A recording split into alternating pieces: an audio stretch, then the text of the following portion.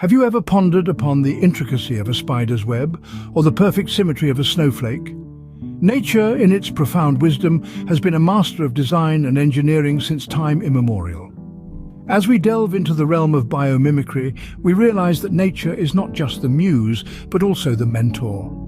Biomimicry, derived from the Greek words bios, meaning life, and mimesis, meaning imitation, is a design discipline that seeks inspiration from the strategies found in nature to solve human problems.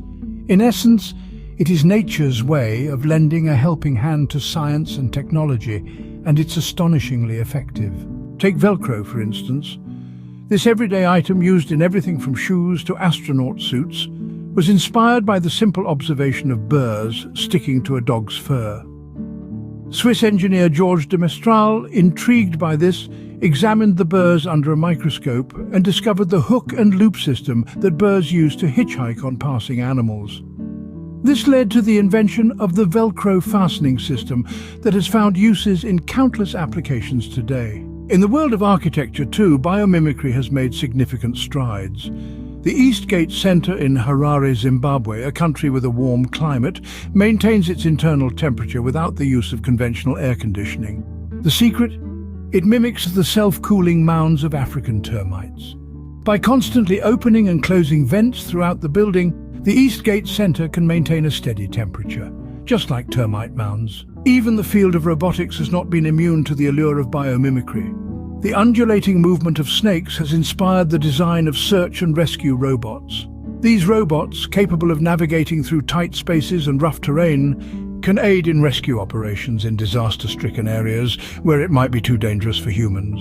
In the realm of renewable energy, scientists have turned to the silent flight of owls for inspiration. The unique structure of an owl's wing reduces noise by smoothing the passage of air as it rushes over the wing, reducing turbulence.